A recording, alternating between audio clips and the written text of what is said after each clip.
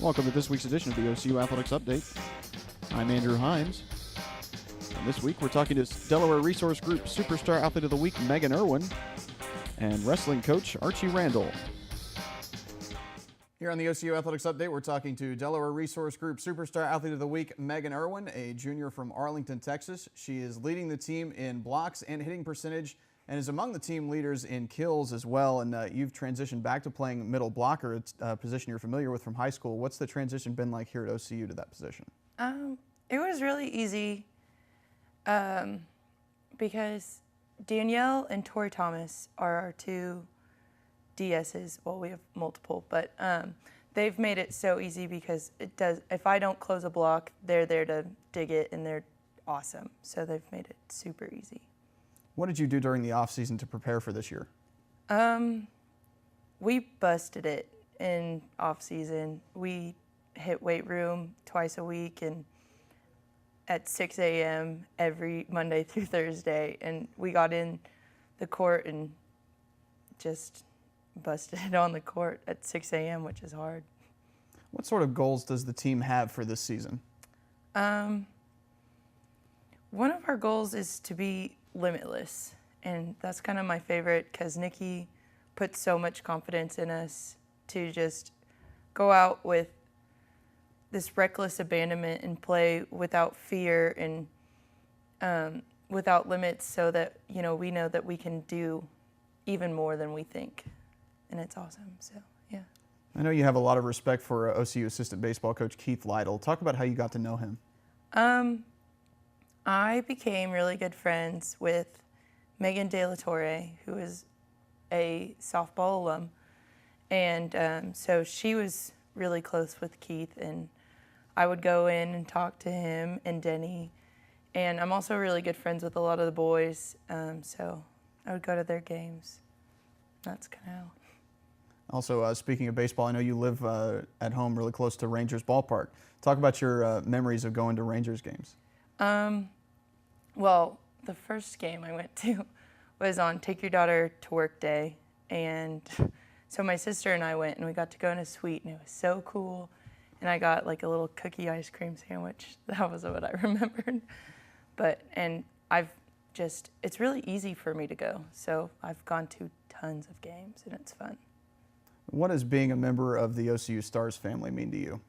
I would say community, because at all of the athletic events, you see the athletes supporting each other. You'll see like rowing or cheer or the soccer team or the baseball team, basketball team, just there like at the game supporting them. And like even before our game yesterday, the basketball girls were running, and tears came to multiple of our eyes because we were watching this girl run and she made her time.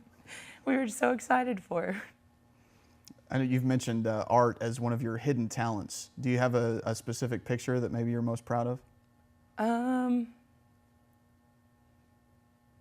Not really. I do a lot of I'm not creative. I don't come up with this stuff. So I'll look at something on Pinterest or like multiple things and combine them, but I really just kind of recreate. Is that a thing?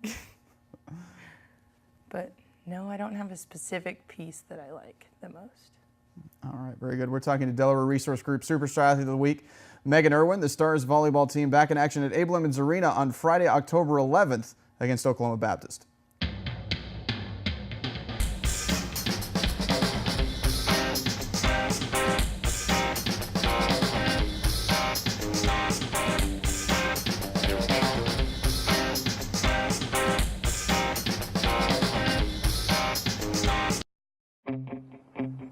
There's a call to be answered.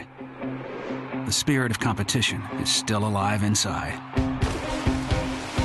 The desire still drives. The phrase student athlete has a great ring to it. Lasting friendships are ready to be made. You just want to keep playing. Game on. Learn more at naia.org. Here on the OCU Athletics Update, we're talking to wrestling coach Archie Randall. The Stars will host the Oklahoma City Duels coming up on October 25th through 26th. And Coach, what can you tell us about what happened at the Black-Blue ranking matches a couple weeks ago? It went as well as we expected. You know, you expect the returning All-Americans to win their matches, and you expect the younger girls to give them competition. We did have a couple upsets, though. At 109, we wrestled Cody Fowl there against Haley Morano, which they're both junior national All-Americans, and they were in the finals last year and the finals before that, and it was like an 8-4 match, an 8-6 match. It was a close match there. At 132 is where the difference is. Excuse me, yeah, at 136, at 136 the difference was returning All-American Beatrice Martinez got upset by Natalia Hinault. But their evaluation matches, and we've had the other match this morning, and Beatrice won this morning, so they'll wrestle another one. But they're evaluation matches. They just give us a chance to take a look at where we place people on the team, which gives us an idea that at 136 we possibly could have 2 All-Americans there, which is good for our program.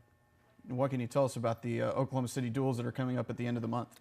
The Oklahoma City Duels has grown from probably 8 teams to 22. College wrestling has went from 6 teams to 23 teams. It's going to be packed. It'll have the top 10 teams there, and right now we're ranked number 2. King is ranked number 1. Last year at this tournament we beat them and knocked them off, which we're hoping to do again this year.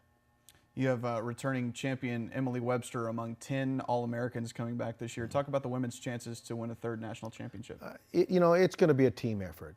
The new rules that we put in the WCWA are an advantage to Oklahoma City University because of the fact that our wrestlers score bonus points. We pin people, we tech people, we're a pretty aggressive team. But it's a team effort. It's going to take at least 12 of the girls to place.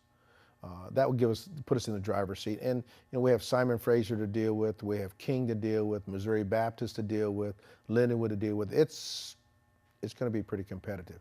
But if they work together as a team, they'll be successful.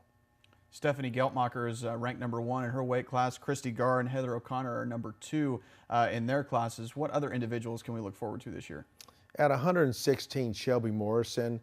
She's going to be a sophomore this year. She struggled a little bit adjusting to freestyle, but her early practices and workouts have indicated that she's got a good shot to be an All-American. At 130, we return Rachel McFarland, Rachel McFarland is just outstanding athlete. Outstanding. She won't be able to wrestle till January, but we feel that she's a finalist. At 136, we got Beatrice and Natalie Hinault. At 143, we got Geltmacher. At 55, Demi Struve finished 3rd last year. She's actually a 2-time All-American, a junior. She's physically stronger than she's ever been. Then at 170, we're taking Sharice Thomas down from heavyweight. She's a returning All-American at heavyweight at 191. She only had 5 weeks of practice last year, went to the national tournament and All-American. She's just strong, physically strong and athletic. And then once again, we got Heather returning at 91. She's a lot bigger than last year. She only weighed like 165, 107 last year and wrestled 91.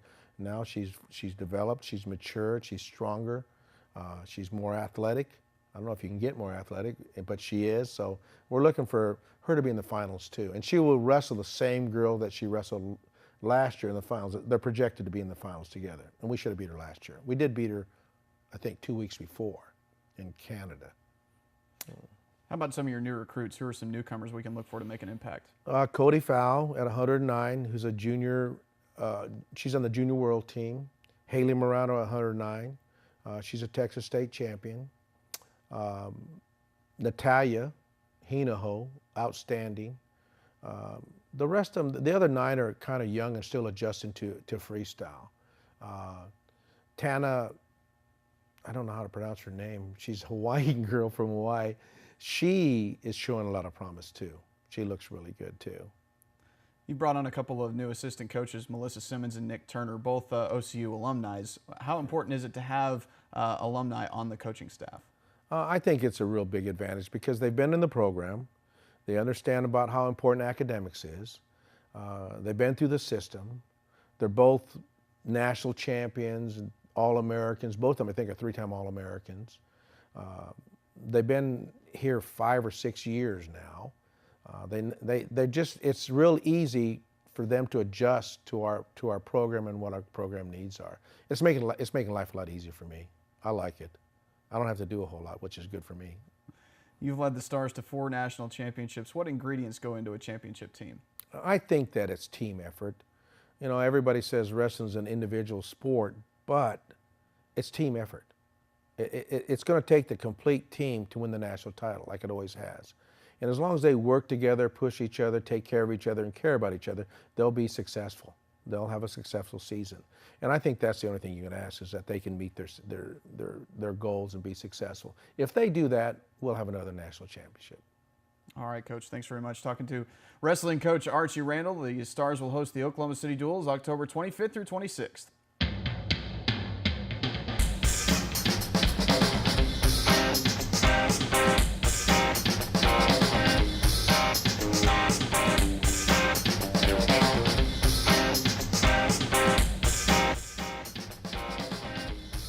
That's it for this week's edition of the OCU Athletics Update. Check back every week for all the latest in OCU sports.